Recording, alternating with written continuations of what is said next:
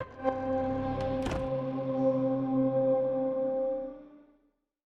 am Daniel Benmergui, independent developer of Storyteller, game published by Annapurna.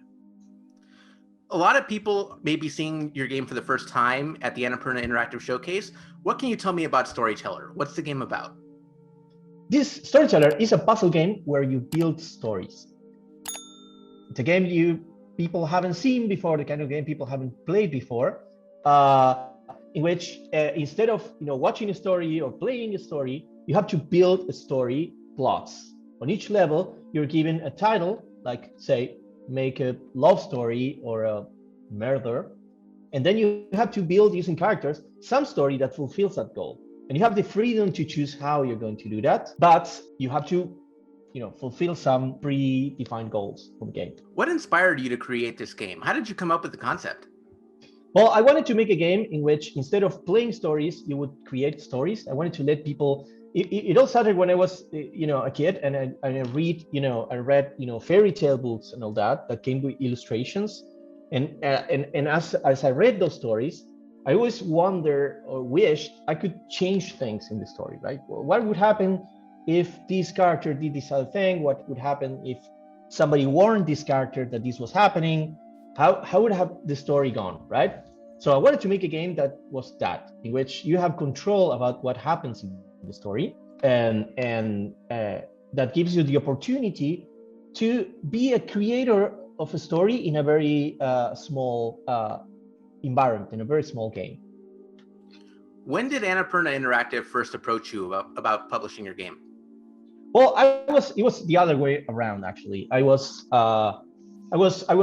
looking. I wanted to finish this game, which started a long time ago. So I wanted to wrap it up and put production value on it. So I was looking for a publisher, and Luis Antonio, who made 12 Minutes, we're friends. So he was already working with Annapurna, so he introduced me to them, and we hit it off right away. We knew it was a good fit. Storyteller is a game that is different from everything else. It's very ambitious. It's very artsy. So it was a good fit for Annapurna. So we met, and it was immediately obvious that we needed to work together. That it was meant to be. One thing that stood out to me when doing my research about Storyteller, and you mentioned it, is that this game's been in the works for a long time. It's been in the works for almost a decade, in fact, and it's undergone like a significant change in its art style. So what did you originally have in mind for this game in terms of art, and what made you decide to go in a different direction? Well, the thing is, the game has not only changed in terms of art, it also changed a lot in terms of how it works. In fact, most of the time that we spent working on this game, it was not production. It was not, we need to do more art for it. That was not the issue here. The issue was, we really want you to feel in control of the stories you make. We want you to enjoy the experience of building these stories. And we want to introduce you to a game that you have never seen before. Those are very big goals for making a game that nobody has tried to do before. So we spend all the time mostly thinking about design and trying different design ideas. Taking some time off from the project to work on something else, and then go back to it with a fresh mind and try to, tackle all the remaining challenges that we had in order to have a shippable game. So at some point, we felt comfortable with how the game worked, and then we decided to, how is this game going to look like, right? How are things going to move? What are things going to look like? How you navigate from one level to the other, right? So after we signed with Annapurna, we set some goals about this is how much we can polish how this game looks. So let's go for this specific art that also helps evoke, illustrations, story illustrations. We have that kind of aesthetic, which is what you do in the game, right? Playing sort of fairy tales, some more fairy tale stories.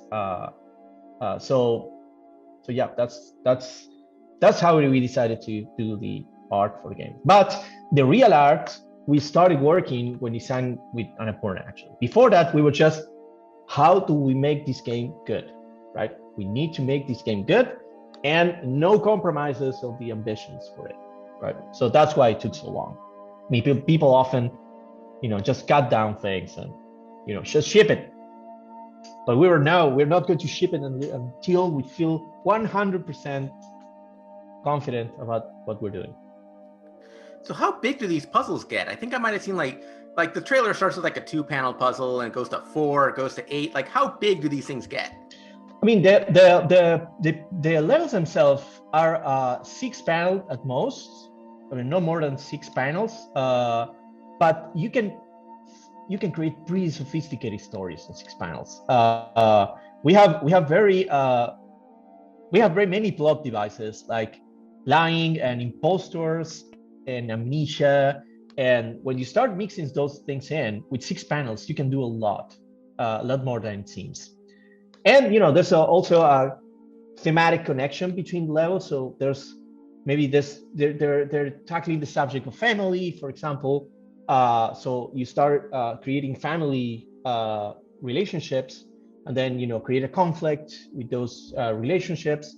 So 6 panels is enough to build pretty sophisticated story. Also smaller versions of well-known stories like Romeo and Juliet. We have a version of that in the demo, actually, which you can play. You can create your own version of variant on Romeo and Juliet. So 6 panels felt like the right thing. So you don't feel overwhelmed, but you can still make interesting stuff with it. This will happen to me when I work on a project. Like I'll get it out the door and then suddenly like another idea will come up. I'm like, oh man, I should have thrown this in. So do you feel like that's going to happen with Storyteller, where you're going to like push it out the door and you're going to suddenly more plot devices? Oh yes. Actually, yeah. Sorry. Would you be open to adding those in a future update? Okay, I'm going to tell you a little secret, which is tomorrow what is going to come out is going to be called a demo, a Storyteller demo. But more than a demo, in my mind, I see it as a preview. You're seeing a preview of what's going to be on the full version of the game. And I'm counting on people who play the demo to start a conversation with me about what else could be there that they feel is a good idea. Because the hard part of Storyteller is not adding new ideas, it's just having those ideas work. And sometimes it did happen to us that people playing the game would come up with some specific ideas that were good ideas. They did not occur to us. So we are actually counting on people helping us a bit shape the final form of the full version of the game. And last one for me, we've mentioned that Storyteller is closer to the finish line than it's ever been. You're the farthest along that you've been in about the decade that it's been in development. And I know this might not be a question you want to hear, but have you already started thinking about your next project? So the answer is yes. It is related to Storyteller though. Also, I can't spoil it. But I have another idea. It is related to Storyteller, and people are never going to expect what that is. I don't want to spoil it. I don't want to spoil the surprise. But yes, we're thinking about our next project, and it's going to be related to Storyteller. Yes. That's great to hear. When can people play Storyteller, and what platforms? Well, tomorrow we're shipping a small demo, this preview that is going to run on Steam only, but the game is going to ship on the Switch as well, at least, right? Other platforms may come in by the time we ship, but for now, it's Steam and Switch. Great. Daniel, thank you so much, and best of luck with the project. All right. Thank you, Ozzy.